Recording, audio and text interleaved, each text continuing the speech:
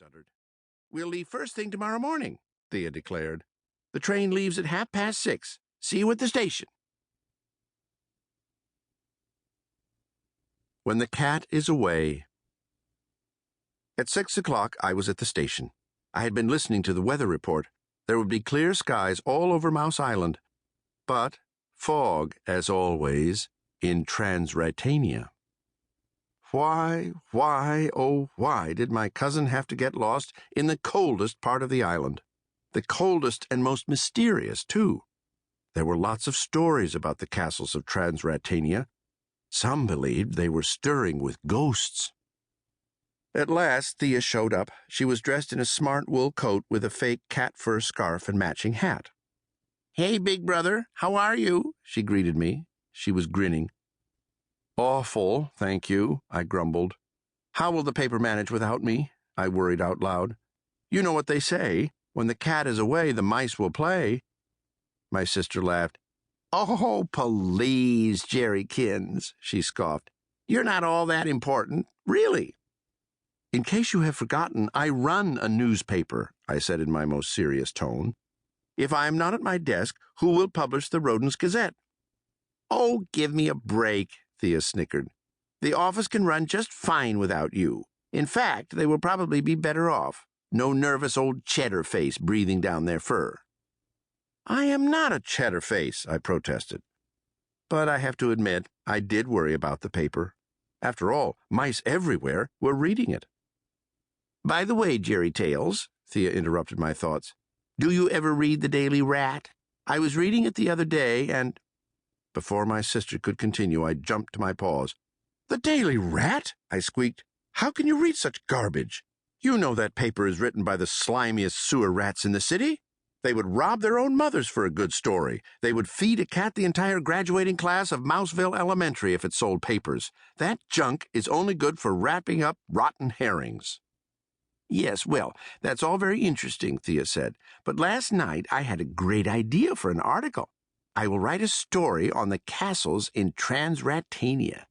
Horror is very in these days, you know," she explained.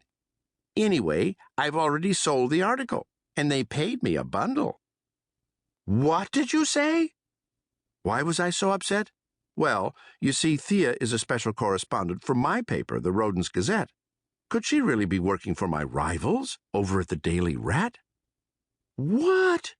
Are you telling me you want to quit the Gazette?" I squeaked. I felt faint.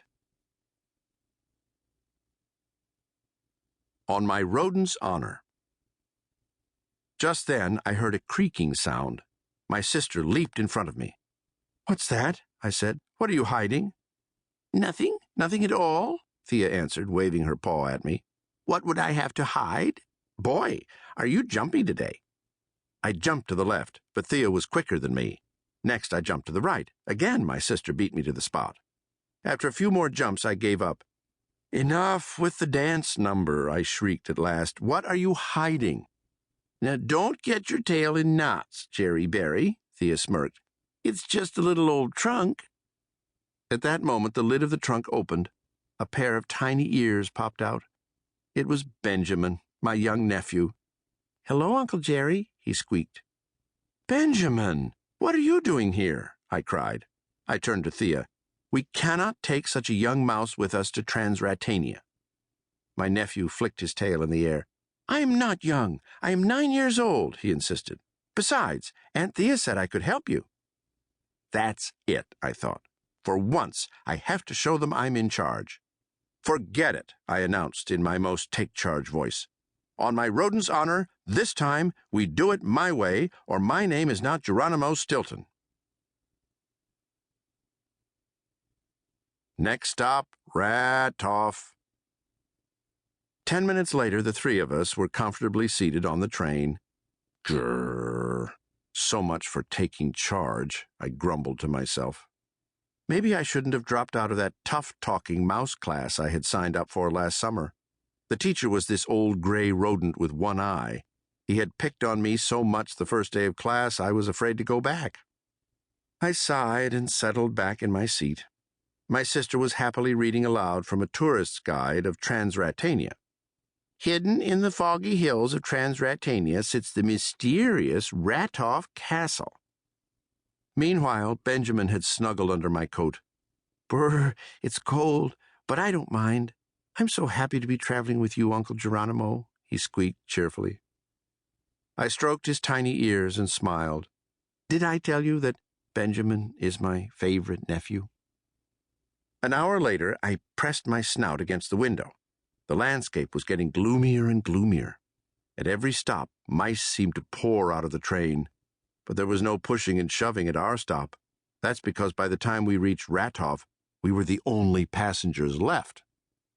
Rathoff, next stop, Rathoff, echoed a lonely voice in the fog. Garlic, garlic, and more garlic. We climbed off the train and looked around. Now we just had to figure out how to get to Rathoff Castle.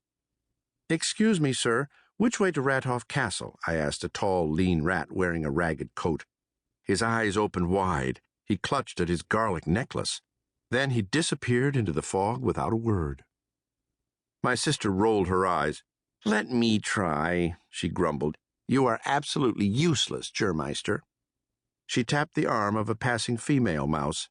Excuse me, could you direct me to Count Vlad von Rathoff's castle? She said. Aye! Shrieked the mouse. She scampered off, shaking her bracelet of garlic cloves in the air. We decided to check out the souvenir shop across from the station. A mouse with a crooked tail stood behind the counter. He looked at us with curiosity. Pardon me, I began. Yes, said the mouse. Could you direct us to a castle? I continued. Yes, said the mouse. We're looking for the castle of Count von Rathoff, I finished. At the name Rathoff, the mouse's eyes nearly popped out of his furry face. He flung a handful of souvenir garlic necklaces around his neck. A tag hanging from the necklace read, Greetings from Transratania. Then in smaller letters it read, Garlic in me, perfect together. How strange. I wondered what it all meant, but I didn't get the chance to ask. Before I knew it, the mouse was shoving us out the door. He clicked the lock behind us and turned out the lights. How rude, squeaked Thea. What a way to treat tourists. I wouldn't buy his silly souvenirs if they were the last ones in town, she ranted. Did you see those ridiculous garlic keychains? And who would want to send a garlic postcard? A few minutes later, we passed a fancy restaurant. I read the menu out loud. Hearty garlic pot pie, jumbo garlic burgers, pasta with extra garlic. What a strange menu. A large mouse came to the door. Would you like to have dinner, sir? He asked. His breath smelled like he had just sampled every dish on the menu. No, thank you, I gasped. But could you tell us how to get to the castle of Count von Rathoff?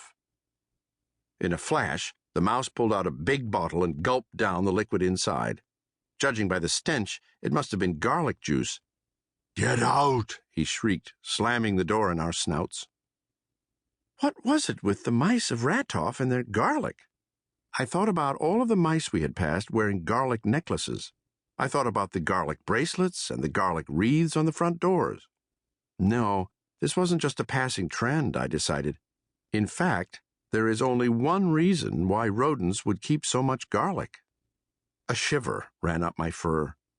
Some say garlic is what you use to keep vampires away.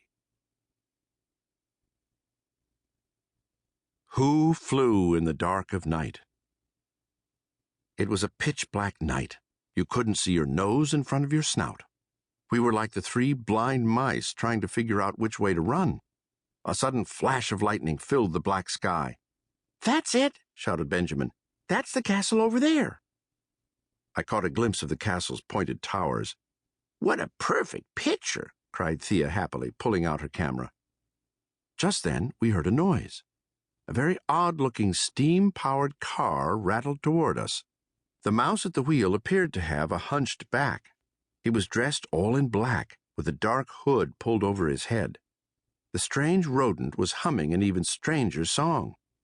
Who crossed the sky in the dark of night? Oh, what terror! Oh, what fright! Who crossed the sky on the wings of a bat? Discover the secret, ask a wise rat. Who crossed the sky in the